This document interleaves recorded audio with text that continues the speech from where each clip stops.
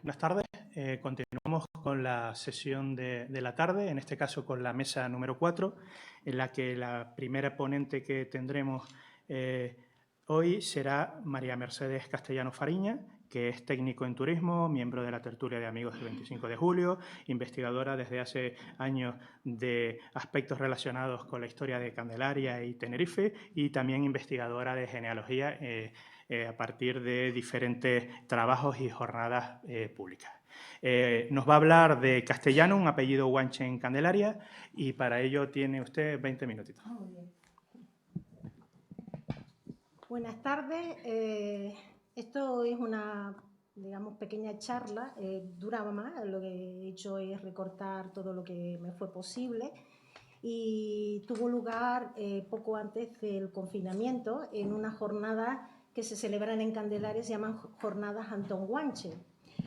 Pero el que esté hoy yo en Tegueste justamente es porque digamos, el padre de esta persona de las que vamos a hablar, o voy a hablar un ratito hoy, pues precisamente se llamaba Juan de Tegueste, o Juan Castellano, o Juan González.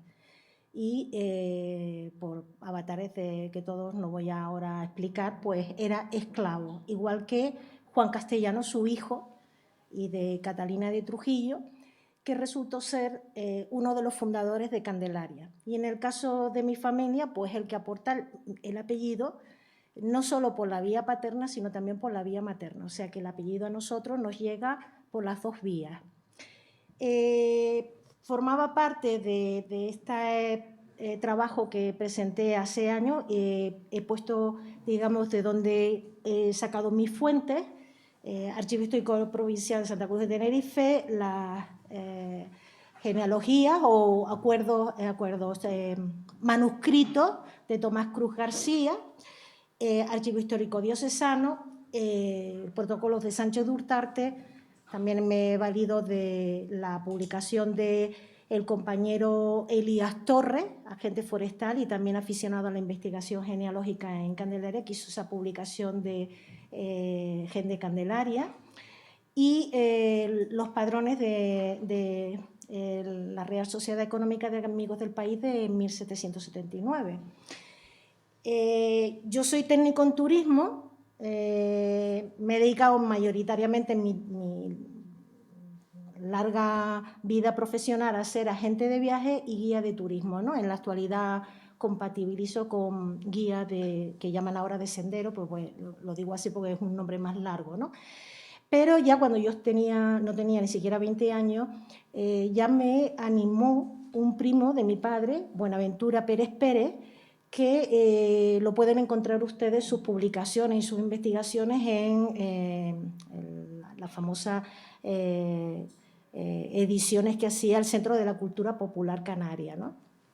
Y de ahí, pues, la carta que él me envió animándome a investigar sobre la historia de nuestro pueblo, Candelaria, ¿no? Entre otras cosas porque no hace falta que les diga a ustedes que Fray Alonso de Espinosa le robó la historia a Candelaria. Y esto, yo siempre, como no soy historiadora, siempre he esperado que algún licenciado o algún doctor en historia pues se anime y restituya a Candelaria lo que le pertenece, ¿eh? Es verdad que Espinosa lo que intentaba era proteger a su orden de Santo Domingo sobre los derechos de la imagen de la Virgen de Candelaria y su santuario, pero nos hurtó todo, ¿no? Y ahora restituir eso va a ser complicado, por no decir difícil, ¿no? Bueno, aquí tenemos el primer documento, que muchos lo conocen, es el poder que se hizo ante Francisco de Rojas en 1544 y que Lorenzo Santana Rodríguez en varias publicaciones ya ha definido como el primer pleito de los naturales, ¿no? Los naturales, a diferencia de lo que puedan opinar, el que los llamen los naturales de Tenerife fue el propio Espinosa ya el que lo menciona, o sea que no es algo que surgiera cuando Buenaventura Bonet encontró ese pleito de 1601 en el convento de Candelaria, cuando terminaba de dar clase y se metía a husmear en lo que había allí y encontró ese famoso pleito que luego Rodríguez Moure pues le dio un nivel superior, ¿no? Bueno, pues ahí aparecen relacionadas una serie de personas, además de Pedro Gozón, que era el primer párroco de Güímar, en este caso del beneficio de Güímar, y entiendan Güímar no como la ciudad de Güímar hoy en día, sino el antiguo territorio. De la misma manera que se decía Santiago Apóstol de Tahoro o San Pedro de Daute, en este caso el beneficio era de Candelaria en Güímar, refiriéndose Güímar al antiguo territorio de Güímar. Y ahí están toda esa serie de personas, que no las voy a leer para ir más rapidillo, entre ellos Juan Castellano, hijo de Juan de Tegueste y Catalina de Trujillo. Otra cosa que hice durante el confinamiento, había que entretenerse en algo, pues fue mirar la Tasmía de 1552, que es la que separaba lo que era Candelaria de Arafo y Güímar, y ahí tienen en los quesitos la distribución de la población de Candelaria, no solo de Candelaria, sino también de Güímar y Arafo, y en el tercero pues se mantiene la misma tónica, y es que en ese antiguo territorio de Güímar, o Güímar, la mayoría de la población a mediados del siglo XVI era toda de raza guanche. No como decía 30 años más tarde Fray Alonso de Espinosa, que ya no quedaban guanches puros, sino estaban muy mezclados y prácticamente lo que le contaban eran de sus abuelos que eran puros raza guanche. Otra mentira más de las de Espinosa, ¿no? Alguna vez me voy a animar a escribir yo también un libro desmintiendo cada una de las cosas que aparecen en ese libro que son incorrectas, ¿no? Bueno, ahí tenemos vecinos fundadores de Santa María de Candelaria. Juan Castellano se casó con María González, hija, digamos, con una relación de Gonzalo de Ibaute con la gomera, la aborigen gomera Catalina Rodríguez. Por tanto, en su descendencia pues va a aparecer el apellido castellano, el Baute o Ibaute, el Rodríguez por Catalina Rodríguez y el González por María González, hija de Gonzalo de Ibaute. Cuando yo empecé a hacer, digamos, a estudiar la historia de Candelaria, yo no me dedicaba a la genealogía. La genealogía vino a mí hace pocos años y empezó más que nada por el ánimo de mi hermano Juan Antonio, que de tan excelente persona que era, pues siempre intentaba agradar a todo el mundo, entre ellos a mi abuela materna, María Candelaria Sosa Castellano, que siempre hablaba de que procedía de una familia muy importante de la Guancha, de los Donis de la Guancha. Entonces él empezó a hacer el árbol genealógico, lo que pasa que después él tuvo una enfermedad con la cual pereció, y antes de que eso ocurriera, pues yo le dije, pues voy a continuar yo. Y de ahí fue que, además de leer todo lo que caía en mis manos sobre la historia de Candelaria, pues empecé a hacer genealogía. Y claro, aquí me encuentro de todo. Normalmente, pues he seguido la línea que me enseñó Lorenzo Santana Rodríguez, al cual pues tengo una muy buena amistad y que pues, me considero más alumna de él que amiga, ¿no? Porque aprendo muchísimo, he aprendido mucho más con él que en años anteriores, y él me dijo que siempre buscara las fuentes documentales. No solamente es opinar, sino que hay que sustentar lo que estamos diciendo siempre que se pueda en base documental, y si no, puedes decir de qué fuente lo estás sacando y de dónde proviene. Y entonces me encontré que en las publicaciones de José Antonio Cebrián Latasa decía que Juan Castellano era un hijo ilegítimo de Guillén Castellano. Pero buscando, sobre todo a raíz de la publicación de Lorenzo sobre los testamentos guanches, que se produjo en 2017, que lo publicó el Instituto de Estudios Canarios, pues ahí empecé a encontrar cosas que me empecé, digo, pues a lo mejor no es lo que dice Romeu de Armas, entre otras cosas porque Romeu de Armas en ese ensayo sobre los guanches de Tenerife no aporta toda la base documental de donde saca esos datos. Y encuentro ese protocolo notarial que habla es del 25 de febrero de 1518, que es cuando Juan Castellano empieza a ser libre, un hombre libre, ¿no? Y en el documento, que es cortesía también la transcripción, que la tengo de Lorenzo, dice que es Alonso de Abona, Guanche, ahorra a su esclavo Juan, hijo de Catalina de Trujillo, Guanche. Este sería el documento de su libertad. Pero, ¿quién era Juan Castellano? Pues resulta que 9 años antes de ese protocolo de libertad hay otro, en este caso el protocolo 373, documento 207, que dicen: sepan cuanto estas cartas vienen, como yo, Juan Navarro, vecino de esta isla de Tenerife, otorgo y conozco por esta presente carta que vendo a vos, Alonso, Guanche de Abona. Voy para detrás. Alonso de Abona, Guanche. Esto no es una casualidad, porque además es el mismo personaje. Con lo cual, luego van a ver el porqué, porque vamos a seguir más adelante y van a ver hasta dónde voy a llegar con esto, ¿no? Bueno, ahí pongo, obviamente, de dónde saco yo todos estos datos. Está el testamento de Juan de Tegueste, que es del 29 de septiembre de 1521. Hay otra serie de datos de quién era su hijo, es decir, si fuera hijo, como decía este hombre, José Antonio Cebrián Latasa, de Guillén Castellano, en su testamento, en sus últimas voluntades, no dice tan categóricamente de que era su hijo y que lo dejaba como su universal heredero en todo lo que quedara de lo que él tenía, ¿no? Que en este caso eran cabras, ¿no? Luego también hay otro protocolo, en este caso donde habla que Manuel Gebraleón, tutor y curador de Juan, hijo de Juan de Tegueste, difunto, y Catalina de Trujillo, Guanche, cede la tutela a Alonso González. Este es el Alonso González que hablábamos antes, Guanche de Abona, ¿no? Para que vayan viendo cómo se va tejiendo la tela, ¿no? En el otro lado, en la parte rosa, está el testamento de González de Baute, donde habla de la mujer de Juan Castellano, que, como les digo, aparece como vecino de Candelaria y además tuvo un papel muy importante en la defensa de los intereses de la gente guanche en el Valle de Huiman, entre otras cosas contra Pedro de Alarcón, cuando se hizo con el ingenio azucarero de San Juan de Huiman, ¿no? Un poquito aquí está lo que son los árboles genealógicos, tanto de Ibaute Guaniaca, donde en la parte superior pueden ver a Juan de Tegueste o Castellano y María González, que les acabo de hablar.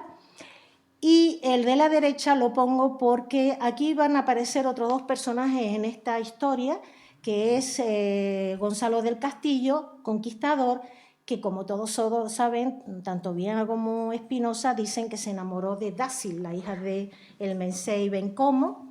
Según este cuadro, que nos facilita en su publicación de Testamentos Guanches Lorenzo y Leopoldo Tavares de Nava, que son los dos que hacen esta publicación, como ven, parece que sí, que Francisca de Tacoronte, que debe ser Dácil, desciende del rey de Taoro, pero no de Bencomo, ¿no? Como pueden ver ahí.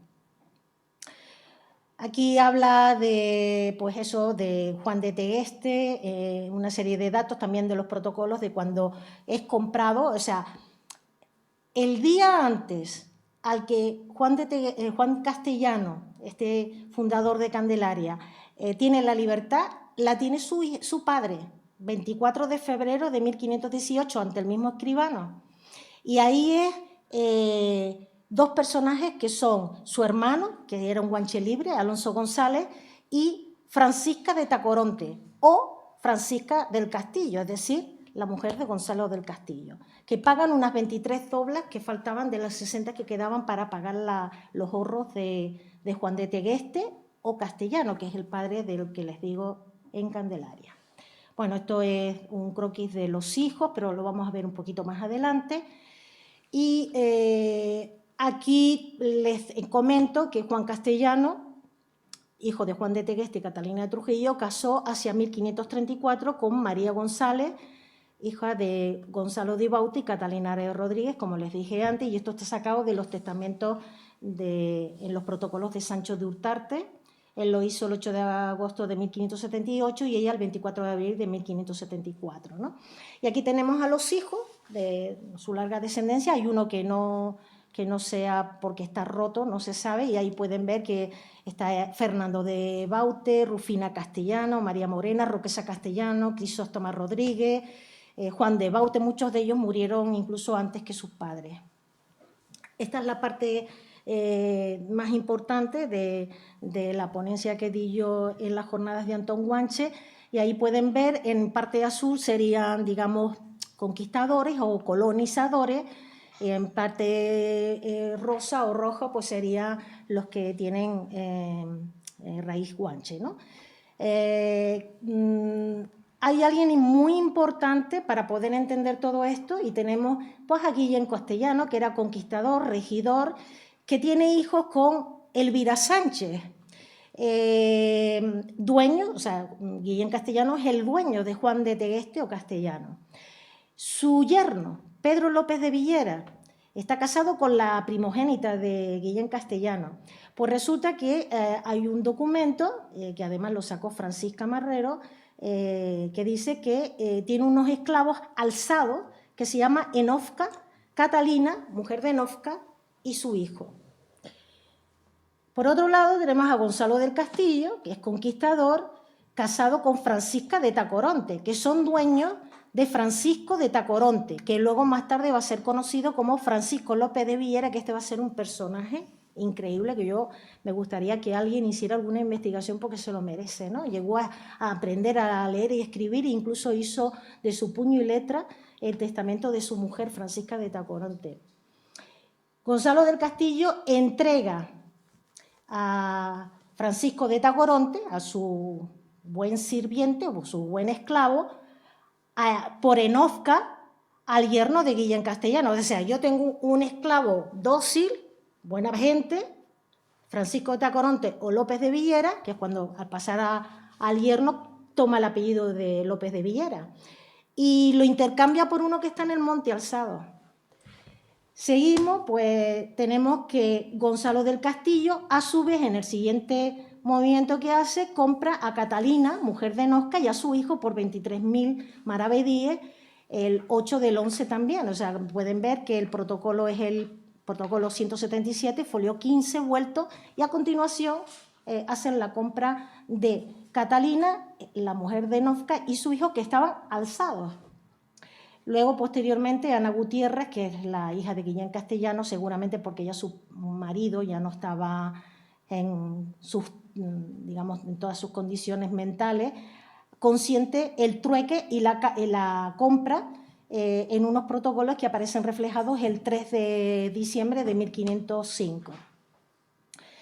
Francisco de Tegueste o López de Villera, al pasar a las manos de Pedro López de Villera, tiene su ahorro por testamento de su señor, por los buenos servicios prestados en 1509. Ha pasado poco tiempo, estábamos hablando antes de 1505, pues malamente ha pasado 4 años hasta que fallece Pedro López de Villera. O sea que ya Francisco López de Villera o Francisco de Tacoronte ya era libre. Juan de Tegueste o Castellano es ahorrado por Guillén Castellano al cobrar las 23 doblas de oro que les comenté antes de su hermano Alonso González, que era hombre libre, y de Francisca de Tacoronte. Juan Castellano, hijo del anterior, como les dije, le da su ahorro, el que lo compró, su tío Alonso González, que a su vez es Alonso de Abona. Luego tenemos que Juan de Tegueste, en su testamento, pues tuvo la libertad en 1518, pues muere en 1521 porque hace su testamento el 29 de septiembre de 1521 y nombra heredero a Juan, su hijo, y de Catalina. Francisco López de Villera, que era un hombre libre, aparece haciendo de su testamento 2 años antes del testamento de Juan de Tegueste, diciendo que su mujer es Catalina de Trujillo y que Juanico, Juan Castellano, es su entenado. Para acabar, en 1527, el mismo Francisco López de Villera, el mismo Guanche, hace otra vez testamento y dice que su legítima mujer es Elvira Sánchez y sus hijos son Juan Julián. Lo pueden ver aquí en la parte de arriba, donde dice Francisco López de Villera con Elvira Sánchez. Elvira Sánchez era, se supone, hermana de Gaspar Fernández, el guanche que más datas recibió en la isla de Tenerife y guanche hombre de confianza de Alonso Fernández de Lugo. Aquí pueden ver cómo hay una serie de personajes que intervienen en toda la historia, que están relacionados y que muy probablemente pues, no sabemos a día de hoy, hasta que encontremos la evidencia documental, de si Juan de Tegueste era Nofca, si Catalina era Catalina de Trujillo y el hijo que hablan en el trueque inicial era Juan Castellano, que acabó siendo uno de los fundadores de Candelaria. Otra cosa que no se dice en ningún lado, y es que mayoritariamente, como han visto en el quesito, Candelaria es uno de los pocos pueblos en esta isla de Tenerife que no fue fundada por conquistadores ni colonizadores, sino fue fundada por los propios guanches que vivían en aquella zona, más los que llegaron a aquella zona, no como decía algún historiador en el siglo pasado, a buscar la protección de la Virgen de Candelaria, sino porque mayoritariamente el antiguo territorio de Goimat quedó como zona realenga de dehesa. Ellos eran ancestralmente pastores y allí pudieron seguir siendo lo que ellos eran, pastores. Para acabar, comentarles que existe mucha documentación a día de hoy que desdice a Fray Alonso de Espinosa, desde el primer punto hasta el final. No fue Pedro de Lugo el que mandó a construir la primera ermita que se construyó en Candelaria en 1526, que tenía unas medidas muy pequeñas, de 21,5 metros por 7,5, sino fue Pedro de Lugo, el sobrino del adelantado, que además era el mayordomo de la Virgen de Candelaria. Hay más cosas, hay más datos. El primer alcalde pedáneo de Candelaria, Antón Alberto, y que lo tenemos todos, no solo los de Candelaria, sino también en Arafo y en Güímar, los que siguen viviendo en aquella zona desde después de tantos años y tantos siglos, resultó ser, a través de una tesis doctoral que hizo Miguel Ángel Gómez Gómez, resultó ser el sobrino guanche de la Gioconda, de la Mona Lisa. O sea que hay muchas cosas que no se saben de Candelaria y que están abiertas a otras charlas que se puedan dar, por ejemplo, lo que les acabo de decir, de que habemos muchísimo en el Valle de Güímar que estamos emparentados en el siglo XVI con la familia de la Mona Lisa. En este caso, a través de Juan Alberto Girardín, que era el que estaba alquilando el ingenio azucarero de San Juan de Güímar entre 1512 y 1548, que realmente se llamaba Giovanni Gualberto Gherardini. Espero que les haya gustado. Le he hecho una de tijera y yo no sé si he pegado bien las cosas, pero bueno, lo he intentado, ¿eh?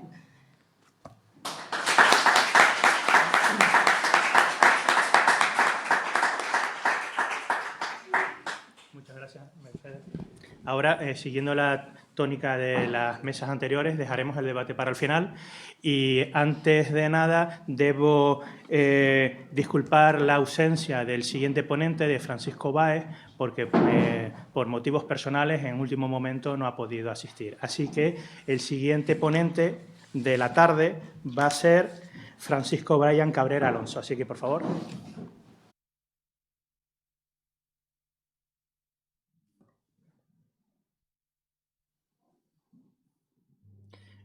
Continuamos con Francisco Cabrera, que nos va a hablar de un acercamiento histórico al Camino Nuevo de Candelaria, 1677-1826, y él es estudiante de grado en Historia e investigador que ha estado realizando diferentes estudios históricos e informes patrimoniales de distintos inmuebles de Tenerife, así como participando o colaborando con diferentes colectivos y asociaciones culturales que tienen como fin dar a conocer la rica historia de Tenerife. Así que tiene usted 20 minutitos.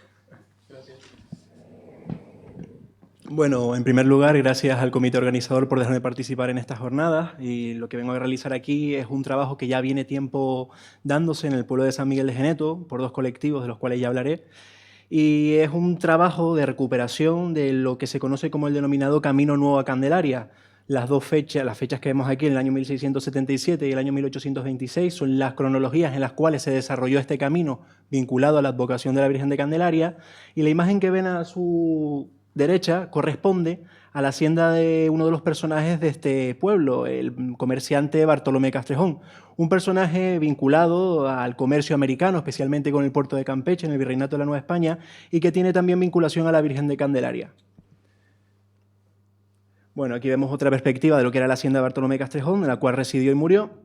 Estas dos asociaciones son el Castrejón, la Asociación Cultural Castrejón y la Asociación San Borondón, las cuales desde el año 2019, mediante una serie de charlas, incluida una exposición en la Casa de los Capitanes de la Laguna y una serie de itinerarios por todo lo que es el Camino de San Miguel de Geneto, y haber participado en las jornadas Antón Guanches de Patrimonio del Ayuntamiento de Candelaria, han tratado de dar visibilidad a la historia del San Miguel de Geneto y especialmente a la historia del Camino Nuevo a Candelaria. En líneas generales, vengo a plantearles aquí una cronología de forma breve en función al tiempo que tenemos. Hay que marcar unos antecedentes fundamentales. Obviamente la vinculación de la Virgen de Candelaria con la isla de Tenerife viene de los tiempos de la conquista. Y cabe señalar que a partir del siglo XVI y XVII encontraremos un desarrollo importante de la devoción a la misma, fundamentalmente vinculado en una época en la que los religiosos juegan un papel fundamental en el desarrollo de la sociedad.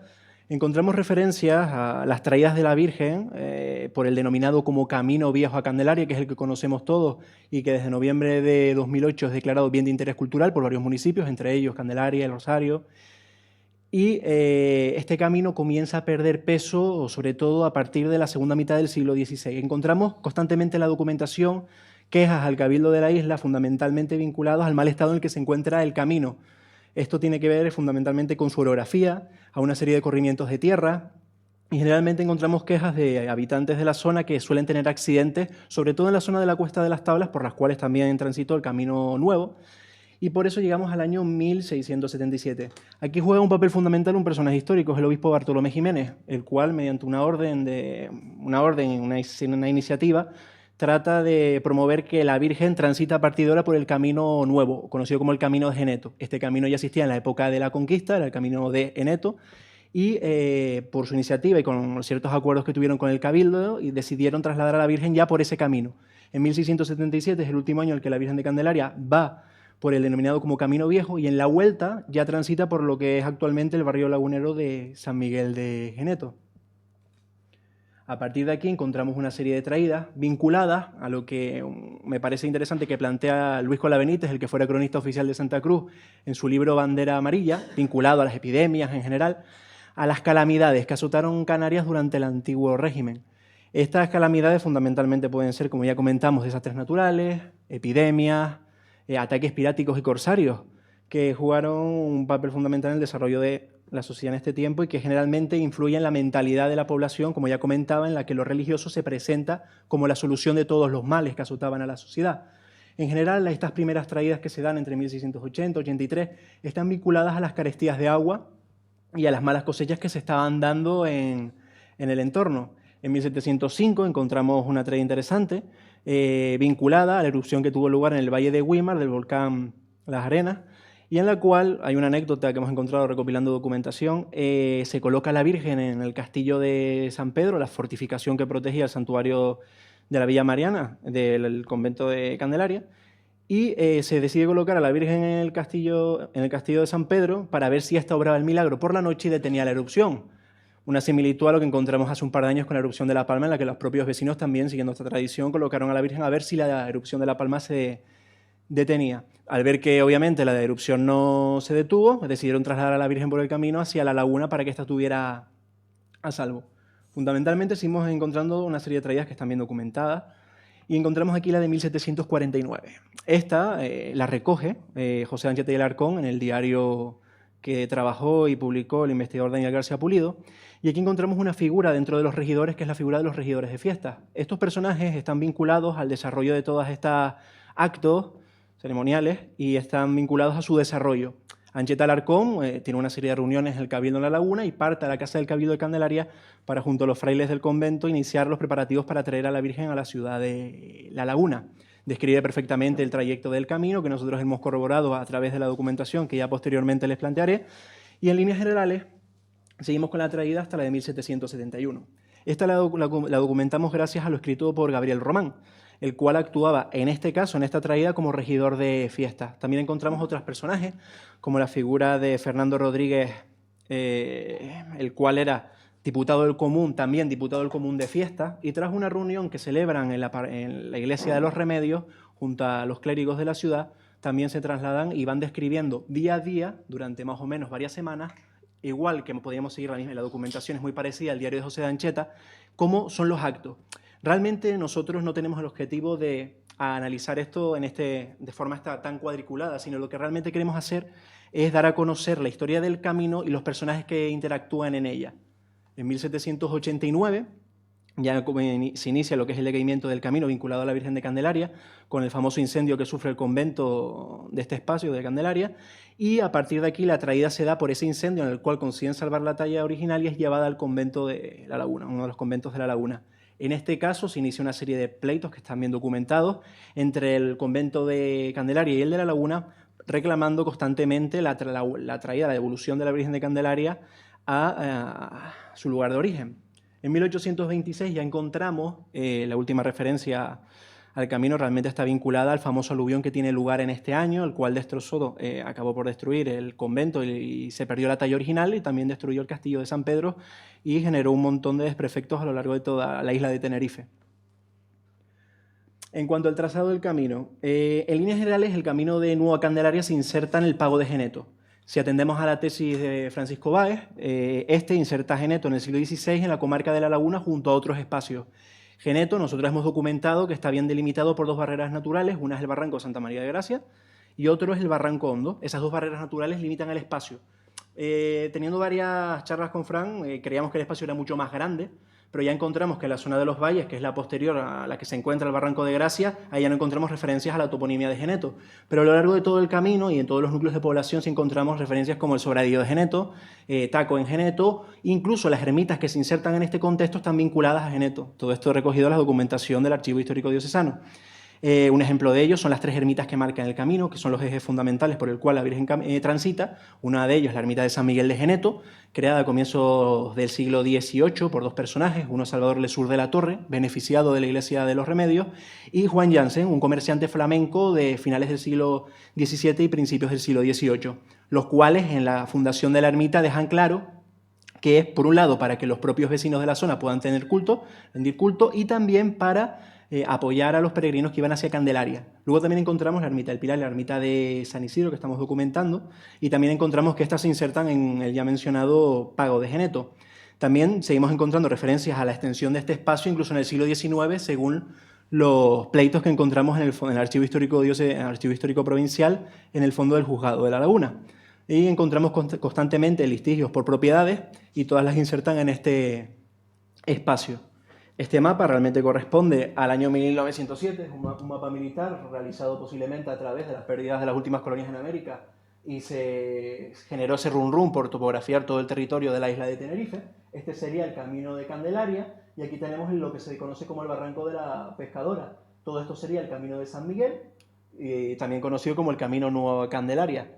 En la documentación, y bueno, al lado tenemos otro plano que se encuentra en la Gerencia de Urbanismo del Ayuntamiento de La Laguna, de Villalta, del año 1899. Nosotros hemos hecho aquí dos añadidos, fundamentalmente recogiendo lo que hemos documentado de las traídas, tanto de Gabriel Román como de José Ancheta del Arcón y de otros personajes, que generalmente la trayectoria dentro de La Laguna siempre solía ser la misma. Hoy en día muchas calles de La Laguna evidencian esta vinculación a la Virgen de Candelaria. Realmente es intentar conocer realmente cómo era la mentalidad de la época a través de esta festividad y también la relación que existe a nivel de poder entre, por ejemplo, los regidores, también el capitán general del momento, porque se sigue una serie de actos y una solemnidad en la que cada uno tiene su momento de actuación y generalmente lo solemos vincular todo a la historia también de lo que es Geneto. ¿Por qué? Porque, por ejemplo, en el año 1749 encontramos que Bartolomé Castrejón, este famoso comerciante, le hace la traída de la Virgen de Candelaria a la ciudad de La Laguna, le hace como una especie de convite o un recibimiento, adornó toda su propiedad, la Virgen paró ahí y hizo un pequeño descanso. Realmente, si lo entendemos con la mente de la época, esto podríamos identificarlo como un signo de prestigio social, es decir, yo he recibido a la Virgen en mi propiedad. Y también encontramos que la Virgen hizo otras paradas antes en otras propiedades del camino, así que encontramos a muchos personajes comprando casas, haciendas en general, a lo largo de este pago durante el siglo XVIII, pues, siguiendo las referencias que hemos encontrado en los protocolos notariales. Por otro lado, en cuanto a las fuentes documentales, son muchas, aquí hemos traído algunos ejemplos. En primer lugar, tenemos los expedientes de obra, los tenemos recogidos desde 1705 hasta este que tenemos aquí, que es de 1797. Esto tiene una doble finalidad. Por un lado, hay que tener el camino adecuado para el transcurso de la Virgen, y no solo el transcurso de la Virgen, sino también el transcurso de los propios vecinos de la zona, y también por cuestiones defensivas. En el siglo XVIII encontramos una serie de conflictos bélicos, el más famoso, el ataque que hace Nelson a finales de 1797.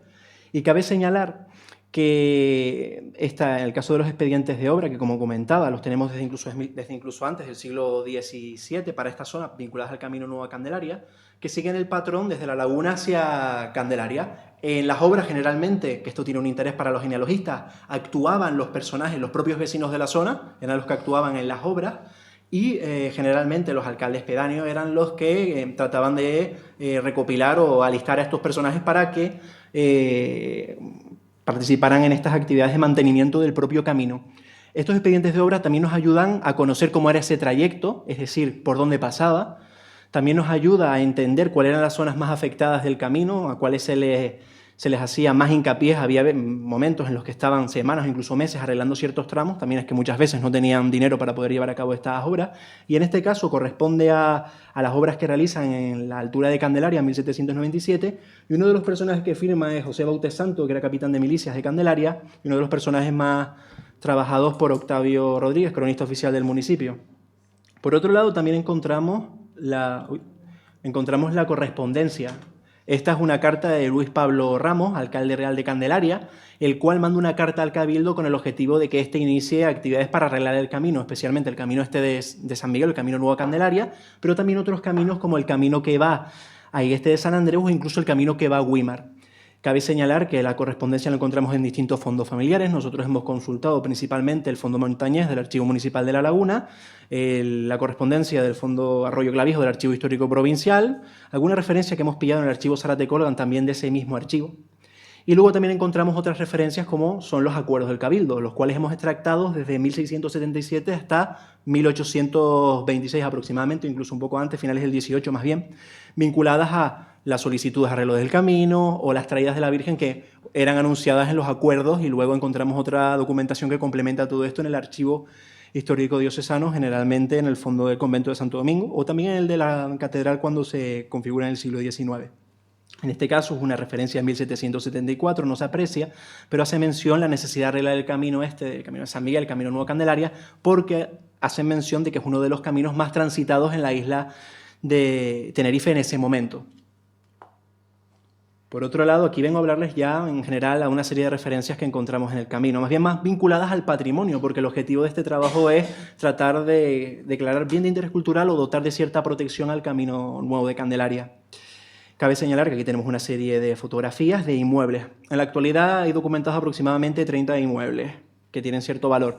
La gran mayoría corresponde al siglo XIX, también tenemos inmuebles documentados del siglo XVIII y 2 inmuebles documentados del siglo XVII. Una sería la hacienda de la familia Lesur de la Torre, levantada por Francisco Lesur de la Torre, padre de Mariana Lesur de la Torre, que es la mujer de Juan Jansen, el que levanta la iglesia de San Miguel de Geneto, que es la que está aquí arriba, una foto de los años 30. Luego encontramos otros inmuebles interesantes. Muchos de estos edificios tenían unas hornacinas, posiblemente del siglo XIX, pero nos hablan, casi todas tienen la referencia a la Virgen de Candelaria. Incluso ahora un personaje del cual hablaré ha recopilado referencias vinculadas por la tradición oral de que este era el camino tradicional de la Virgen. Luego aquí tenemos la puerta del Cristo de Tacoronte. Hemos indagado un poquito y parece que en el Valle de Güímar, Candelaria, Güímar, Fasnia, existía una vinculación al Cristo de Tacoronte, y parece ser que se utilizaba el camino nuevo de Candelaria, a la inversa, desde Candelaria incluso hacia Tacoronte, vinculada a la peregrinación que se hacía al Cristo de Tacoronte. Y luego encontramos, esta es una casa, la Casa de los Viñas, que está en este estado actualmente. Es muy interesante. Bueno, se ha accedido mediante varios proyectos que se han llevado en el Ayuntamiento de La Laguna, en un momento cuando estuvo el arquitecto municipal, Galera. se pudo consultar, o se pudo entrar a la casa y ver los elementos que tenía característicos. En líneas generales, muchos de estos inmuebles ya se han perdido, como esta, que ahora aquí el nombre me falla. ¿Cuál es el nombre de la hacienda esta? La finca del Drago, que tenía un drago importante, y se perdió en prior del desarrollo urbano del Camino de Geneto. En la actualidad, aproximadamente, como les comentábamos, hay unos 30 inmuebles a lo largo de todo el camino de San Miguel. Y bueno, no forma de conclusión, sino un poquito hablar del papel que tiene dentro el patrimonio en general, la historia de todos los pueblos que forman la laguna, por decirlo así.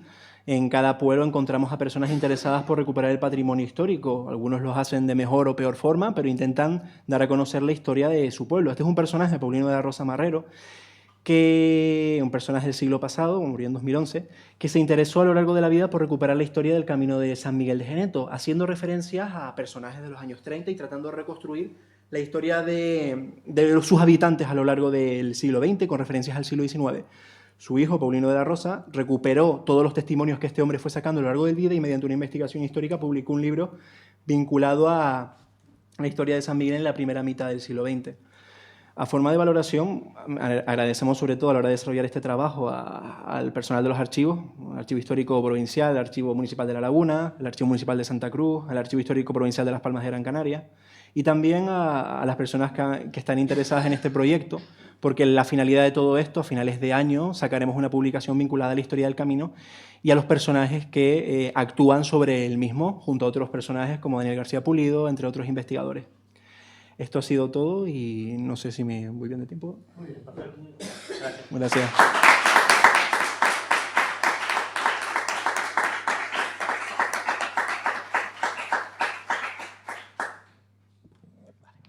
Gracias. Bueno, y ahora para terminar la jornada del jueves, asistiremos a la presentación de la ponencia La raya entre Tegueste y Tejina, las datas de Pedro López de Villera y Asensio Gómez, por Juan Luis Herrera Pérez y Miguel Ángel López González, que por tanto me van a echar de la mesa, por lo que estoy viendo. Buenas tardes a todos. Gracias a la organización por habernos aceptado también a participar en estas jornadas. Y a grosso modo esto es una pequeña presentación de algunas de las cosas que vamos haciendo nosotros en relación al entorno de Tejina, ya desde hace unos años hacia atrás, y aquí vamos a presentar un poco lo que sería, a nuestro juicio, la delimitación de lo que podría llamarse la demarcación jurisdiccional, entendida de cómo se podría entender en el siglo XVI entre lo que es el municipio de Tegueste actual y lo que fue en su momento el municipio de Tejina.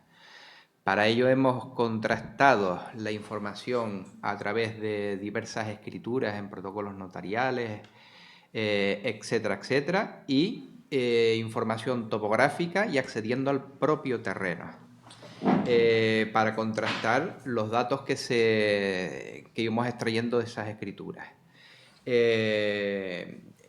Lo hemos hecho entre yo y mi compañero Miguel, que Miguel un poco definirá también muy rápido lo que serían las fuentes bibliográficas que hemos usado. Empezando, muchas gracias también por la invitación. Las fuentes documentales y la bibliografía que nosotros hemos utilizado, más o menos ordenada, es La vid y el vino en Tenerife en la primera mitad del siglo XVI, de Galindo. La comarca de Tegueste 1497-1595 de Francisco Báez. Apuntes para la historia de Tegueste, Tejina, Bajamar y Punta de Hidalgo 1505-1605, que es de un conjunto de historiadores y de personas vinculadas a la historia de la comarca, que son notoriamente conocidas. Los conventos agustinos de Canarias, de Carlos Rodríguez Morales, y de los trabajos que ha coordinado Daniel Pulido y Manuel de Paz, Amaro Rodríguez Felipe, los volúmenes 2 y 14, los boletines del Archivo Municipal de Tegueste y el Archivo Municipal de Tegueste, los protocolos notariales del Archivo Histórico Provincial y sus contadurías de hipotecas, el Archivo Municipal de La Laguna, la documentación que hay allí de lo que era el antiguo municipio de Tejina, y los fondos parroquiales de San Marcos y de San Bartolomé que están en el diocesano. Bueno, pues vamos a meternos un poco en harina, y en la primera diapositiva ven geográficamente donde nos vamos a centrar en torno a la mesa de Tejina y el barranco que discurre al pie de sus laderas. En este entorno hay una serie de datas que entre finales del siglo XV y principios del XVI se van a repartir y van a dar lugar al régimen de propiedad que va a existir en este entorno. Los primeros que tenemos ahí y los más importantes serían Asensio Gómez, Pero López de Villera. Ahí tienen un poco lo que serían sus datas. Asensio Gómez habría que añadirle también que, aparte de lo que tenemos ahí, se reservó 2 heridos de molino, 2 heridos de agua en el barranco, así como 2 fuentecillas también que se ubicaban dentro del mismo. Después tenemos al personaje Juan de Torres, Carminati, Juan Perdomo y Gonzalo González. Hay más reparto tierras en el entorno, pero los principales van a ser estos.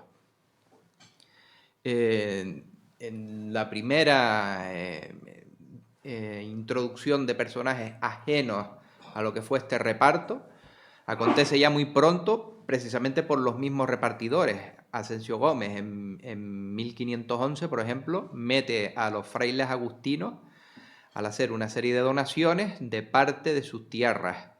Lo mismo que Pero López de Villera, también por su testamento, hace una donación, en este caso al Hospital de San Sebastián, haciendo que también esta institución religiosa se meta en parte de sus tierras. Nos hemos interesado también no solo por lo que es el reparto de la propiedad, sino también en qué se usaban esas tierras, qué producciones habían en concreto. Entonces, hemos analizado diversos contratos que lo que nos dan a entender es precisamente qué tipo de cultivos se hacían en el entorno. Por ejemplo, tenemos un contrato de medias de Pero López a Andrés Sánchez y Hernán Gómez de 1507, donde les cede sus tierras, parte de sus tierras en la falda de Tejina, precisamente de lo que estamos hablando. ¿Para qué? Para sembrar trigo y cebada. O un arrendamiento que hará Juan Fiesco a Gaspar Afonso, ya un poco más avanzado el siglo XVI, que también habla de un cercado de tierra que se dice la mesa de la fortaleza de Tejina en lo alto de ella, y que la renta de la misma eran 3 fanegadas de trigo. Ahí vemos un poco lo que es una imagen actual de la parte superior de la atalaya o mesa de Tejina, que después de los puntos vemos una definición de 6 yuntas de arada, que eso viene de una documentación que hemos analizado nosotros de uno de los antiguos grandes propietarios del entorno entre finales del XIX y principios del siglo XX, que precisamente entre su documentación personal decía a principios del siglo XX que aún se seguía cultivando la parte superior de la atalaya, y la definía en régimen de propiedad que había hasta 6 yuntas de arada que se podían hacer en lo alto de la propia mesa. Aquí tenemos otro contrato muy importante que hemos descubierto en 1580 de Tomás de Torres, Alonso Jiménez, que Miguel explicará un poquito más lo que es el contrato este. Se trata de un contrato de medias que Tomás de Torres, hijo de Juan de Torres, uno de los que obtuvieron datas a Alonso Jiménez, en la zona de la caldera del hospital. Y entonces, tal y como vemos ahí, dice, doy a partido de media a vos, el dicho Alonso Jiménez, un majuelo de viña que yo tengo en el término de Tegueste, donde dicen las laderas. linde con Tierras de San Sebastián, que tiene Olaya Fonte, con olla de tierra junto de ella que dicen La Caldera, por tiempo y espacio de 4 años primero. Y después establece las condiciones, habla también de que forma parte del arreglo el sembrar cebollino y ajo, y que tiene que hacer la dicha viña y majuelo, una casa de piedra seca buena con su madera, en la que more vos y vuestra familia, os dicho 4 años, y le ponía como condición que tenía que estar allí para cuidar el cercado de los ganados. Y una cosa que nos sorprendió, que además dice que podía tener un linar, es decir, un sembrado de lino para uso propio. Y ahí tenemos nosotros señalado la caldera, lo ven, y nosotros hemos estado allí varias veces, y la albarrada de la que se habla en el contrato, que tenía que construir y que tenía que cuidar, ahí está. Eso está, no se ve por la maleza, pero eso que es en torno a una fanegada de terreno, está roto solamente su perímetro por el camino moderno que hay ahí y para la entrada de la maquinaria que hicieron en su momento. Y luego hay otra condición, y es esa serie de cultivos que se hacían ahí, que figuran en el contrato: melones, pepinos, batatas, calabazas de agua y de Guinea, nabos, rábanos, coles, lechugas, berenjenas y algunas habas castellanas, y además con la condición de que había que irlo sembrando a partir del mes de enero de 2 en 2 meses. Es una de las primeras indicaciones, yo que soy agricultor, que veo de un asunto de planificación de cultivos. Y luego está el tema de la casa, donde Tomás de Torres le decía que él ponía la madera. Nosotros hemos estado allí, no es la única resto de construcción que hay de piedra seca, porque hay varios en el entorno por fuera del perímetro de la caldera, y ahí están todavía los restos.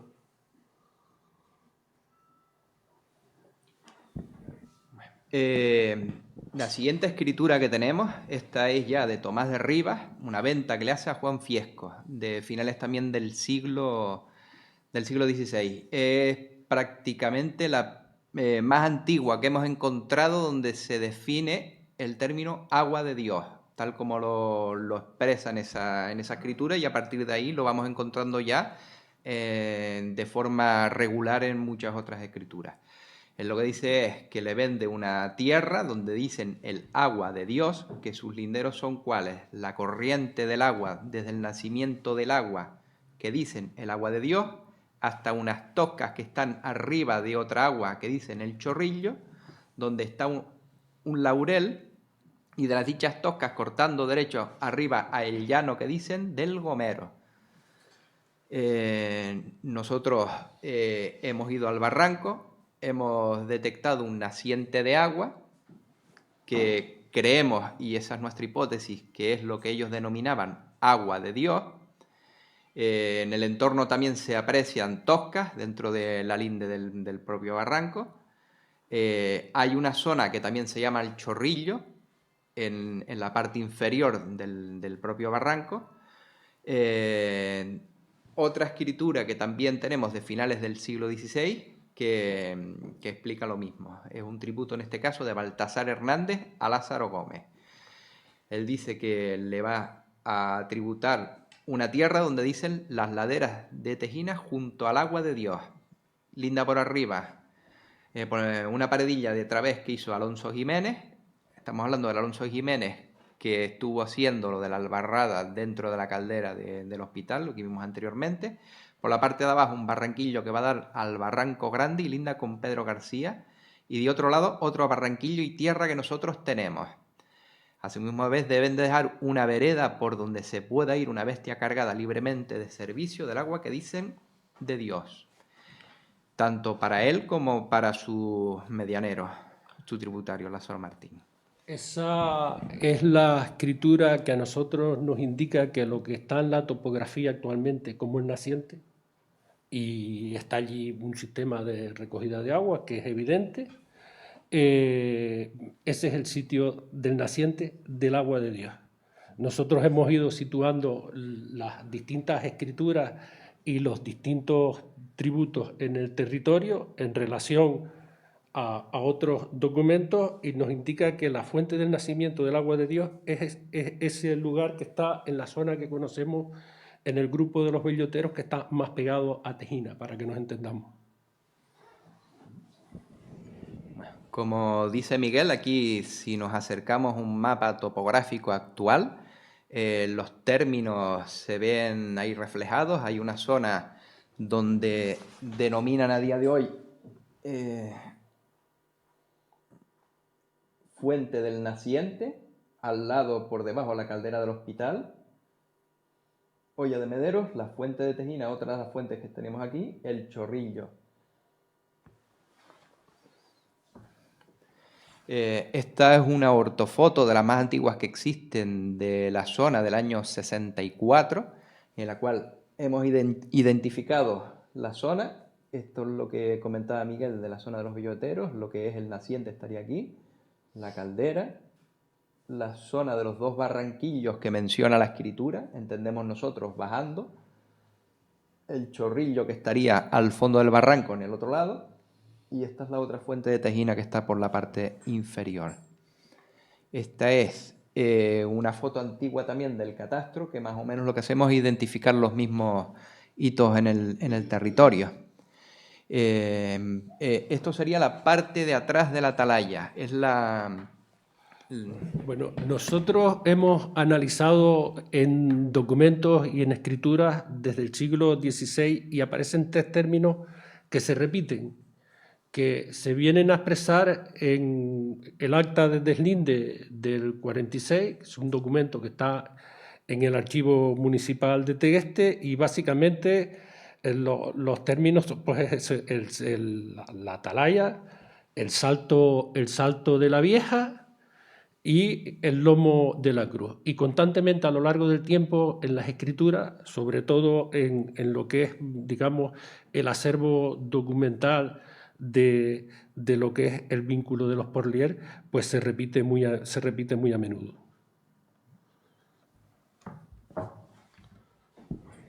Esto es una instantánea de la parte trasera, dando ya lo que sería el valle de Porlier, de lo que estaba comentando Miguel.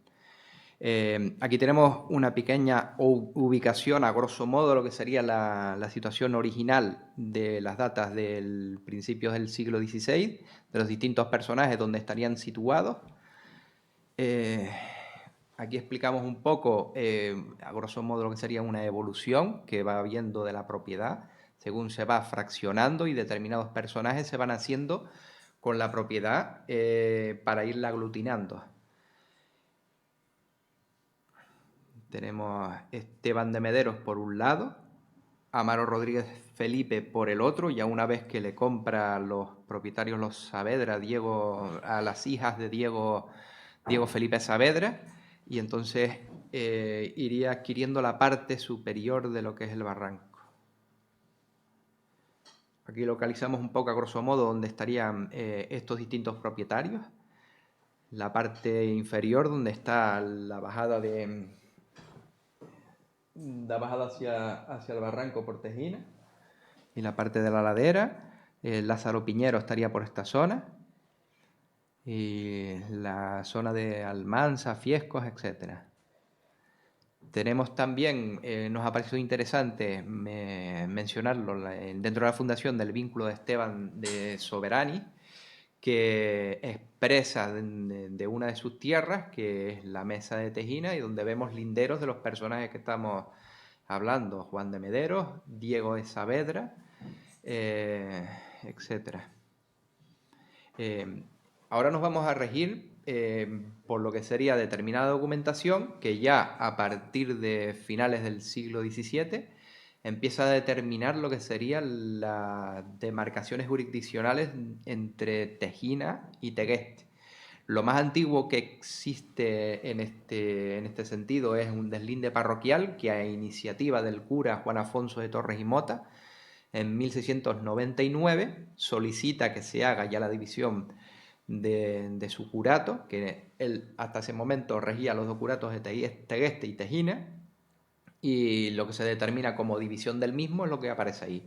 Desde las casas de Juan Pérez de las Toscas hasta el barranco de las Cuevas que baja de la ermita de San Gonzalo, y desde dichas casas de Juan Pérez de las Toscas entra la jurisdicción del cura de Tejina, juntamente con 3 o 4 casas más, etcétera, etcétera.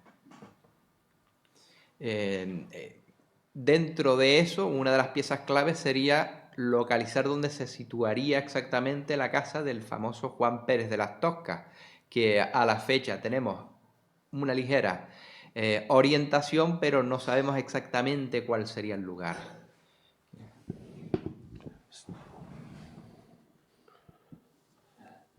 Sí, para lo de las casas de Juan Pérez de las Toscas tenemos un conjunto de escrituras, de documentos que afectan a la familia y a los hijos. Y es verdad que luego veremos que vuelve a salir este asunto en el siglo XIX. Nosotros, de momento, nuestra hipótesis es que las casas están en el entorno de las Toscas, lo que conocemos en el entorno de las Toscas de Tegueste sin saberlo, contrariamente a otras hipótesis que las sitúan más abajo, también por haber ido situando en el terreno, en lo que es conocido por el llano del Gomero, y voy a dar una información que para muchos es desconocida. En muchas de las escrituras ponía antes cercado del Piojo, ya me dirán ustedes qué nombre,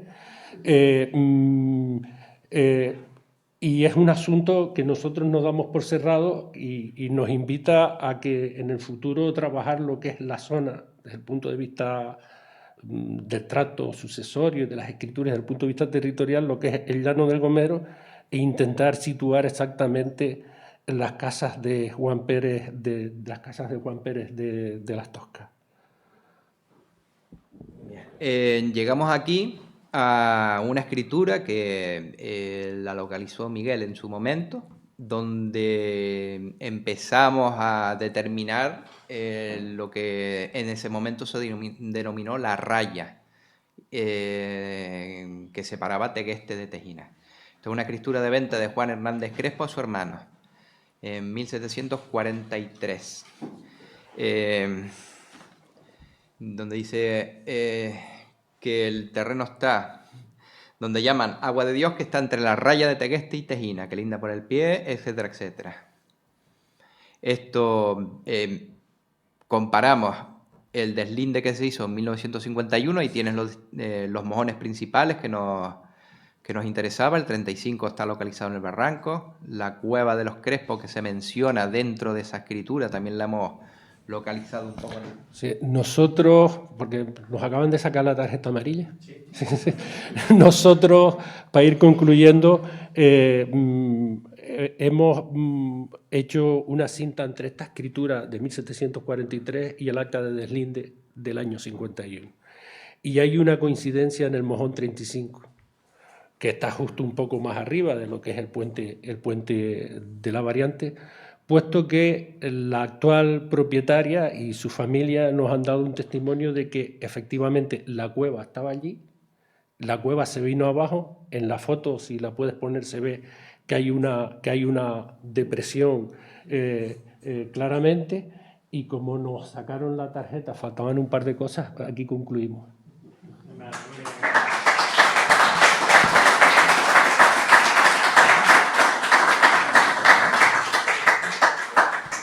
Invito a los dos ponentes anteriores a que se acerquen a la mesa, por favor.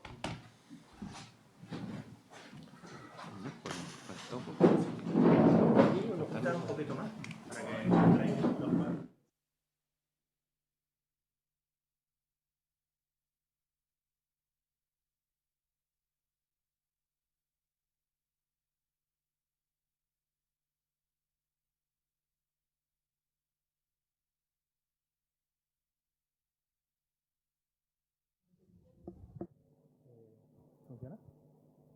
¿Funciona? Vale.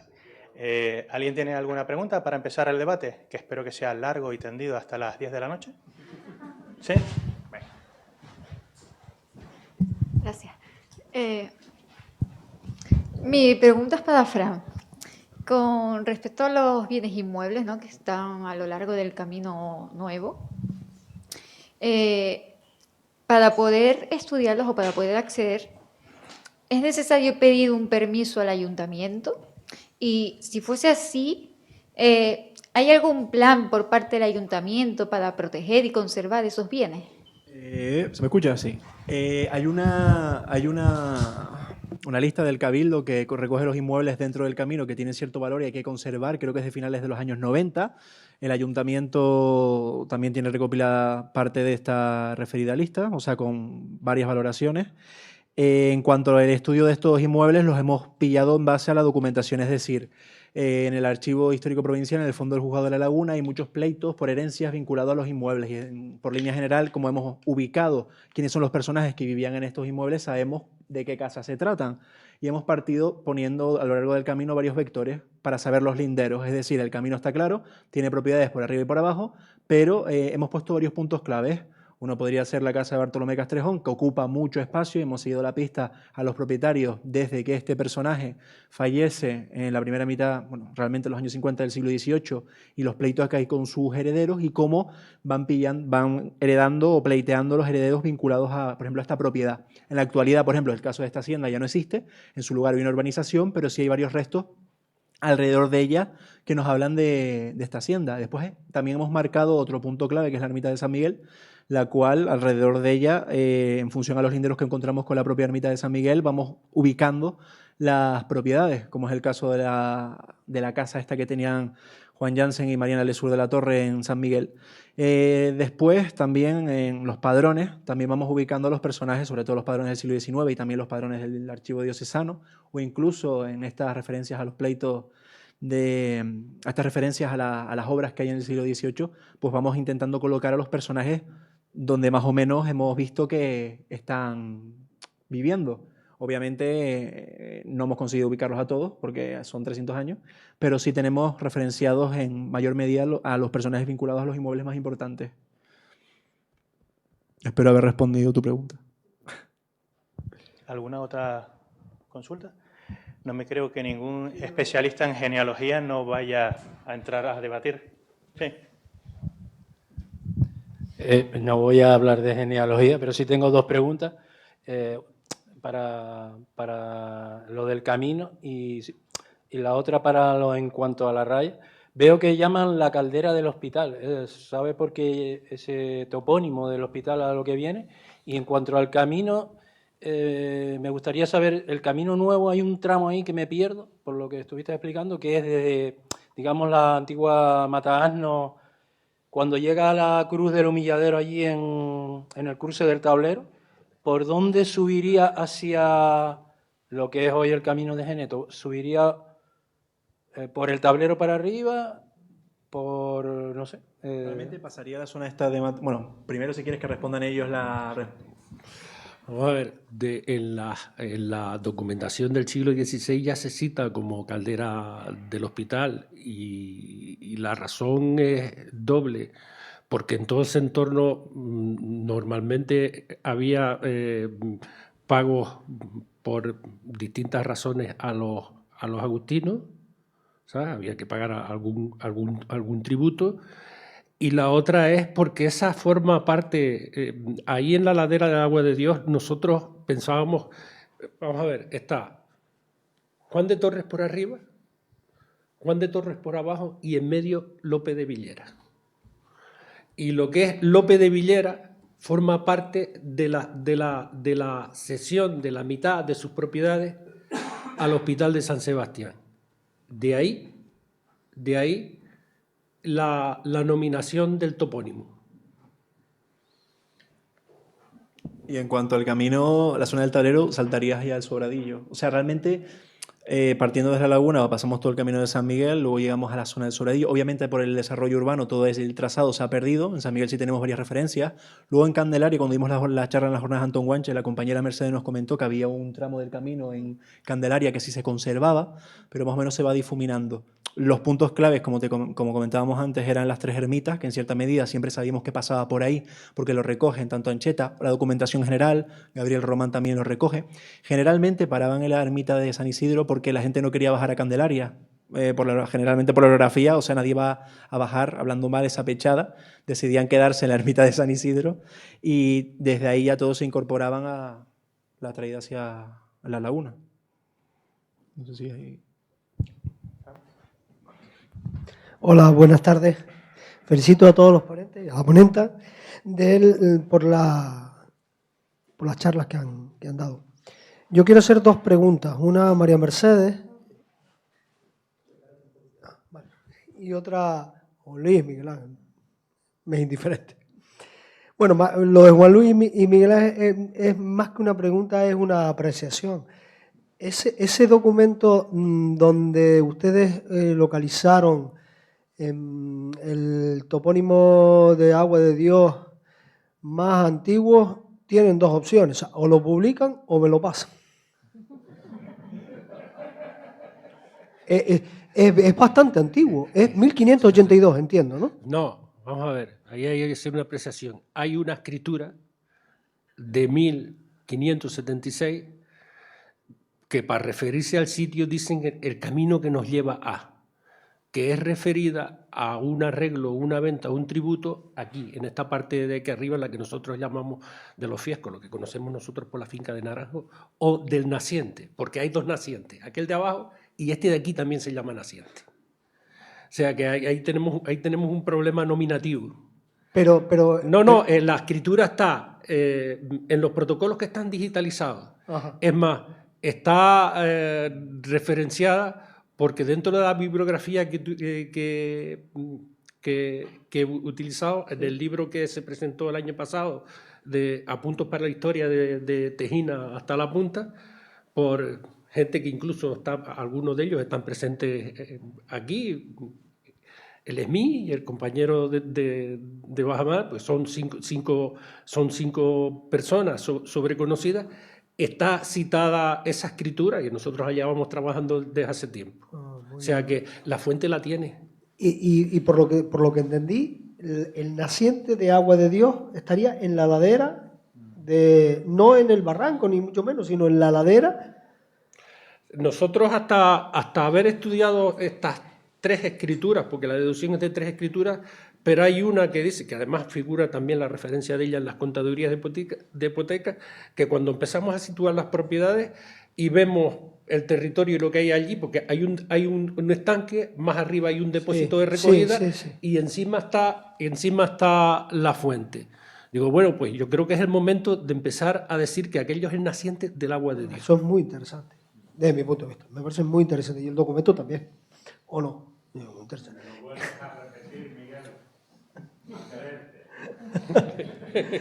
Y la cuestión que le quiero preguntar a María Mercedes es en relación a como observo que ha estudiado bien los documentos.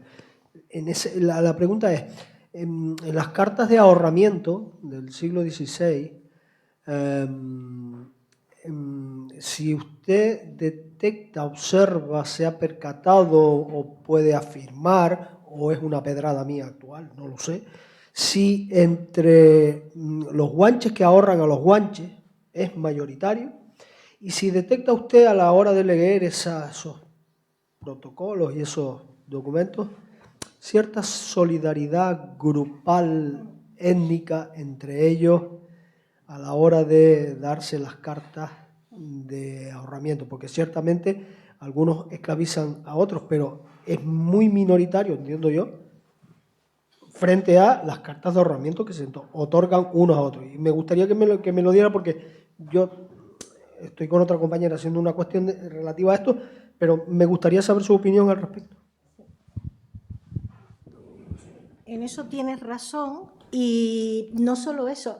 Vamos a ver, es que hay que ponerse en aquella situación Muchas de esas compras, por ejemplo, Alonso González, Guanche de Abona, es el tío de Juan Castellano. Es decir, que lo compra, si ven bien el protocolo, lo compra teniendo aproximadamente unos 9 años. Y el protocolo es de 1509, con lo cual ya nos está diciendo que Juan Castellano, vecino de Candelaria, nació en 1502, aproximadamente. Y 9 años más tarde es cuando le da la libertad, justamente al día siguiente, en el mismo escribano que tiene su padre Juan de Tegueste, la libertad.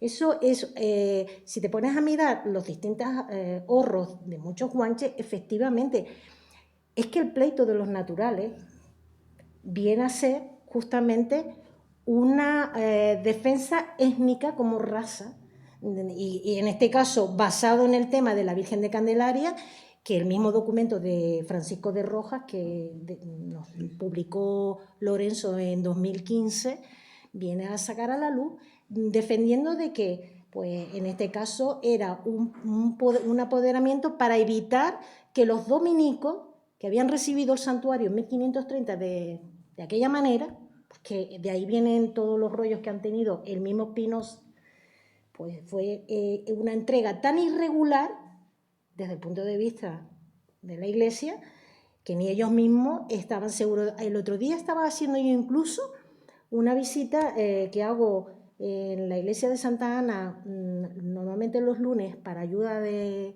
la reparación de la casa parroquial que está bajando la calle Santa Ana, y alguien me preguntó, en el primer grupo que tuve, ¿por qué la iglesia de Santa Ana está por encima del Risco?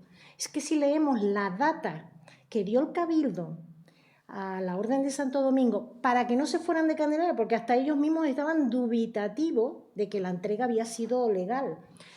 En 1534 le entregan todas las tierras que hay, desde la punta de San Blas hasta lo que hoy es el muelle de Candelaria, que es donde está el Pozo de la Virgen, desde el Risco hasta la mar, lo que hoy es el centro de Candelaria. Entonces, si eso era de los dominicos, ¿dónde hizo los parroquianos, los guanches de Candelaria, su iglesia de Santa Ana, de la gloriosa Santa Ana? Fuera del territorio de los dominicos, en la parte alta del Risco, donde está hoy en día. Son datos que están habiendo y que van saliendo a la luz con distintas publicaciones. Algunas las he hecho yo a través de la web de la tertulia, como son los 5 santuarios que tiene la Virgen de Candelaria, o otro que saqué últimamente sobre la presa del Barranco, porque casi nadie en esta isla sabe. José Rodríguez Moure esbozaba que la presa que reventó la noche del 7 al 8 de noviembre de 1826 y que arrancó de cuajo un castillo como el de Candelaria, el de San Pedro, que es igualito al que está, por ejemplo, para que se hagan una idea, en Garachico, el de San Miguel de Garachico, y rompió parte del muro de la capilla provisional del convento, que era donde estaba la imagen, y además se llevó varias casas de Candelaria. Pero lo peor es que esa noche no solo se perdió a la Virgen de Candelaria, la de los guanches, sino también se perdieron 8 vidas que estaban en el castillo, que era el cabo artillero, su mujer y sus 6 hijos. Ninguno de los cuerpos fue recuperado tras esa tragedia, ni tampoco la Virgen. Pero eso sucedió no porque el convento estuviera en un saltadero del barranco, es que reventó la presa. Y no, como decía José Rodríguez Moure, la que había hecho el conde de Eril en 1691, porque en los diarios de José de Ancheta y Alarcón, ya José de Ancheta y Alarcón dice que se desmonta esa del conde de Eril y se hace una de piedra y cal. Es esa de piedra y cal la que debió reventar la noche del 1826. Y cuando los dominicos regresaron a Candelaria en 1922, que intentaron empezar a hacer el nuevo santuario encima del Risco, tuvieron problemas de cimentación y en el año 34 empezaron a recuperar donde está hoy la actual basílica. Pues resulta que lo primero que hacen, antes de ponerse a hacer nada allí, fue hacer la presa del barranco. Y la presa existe hoy en día.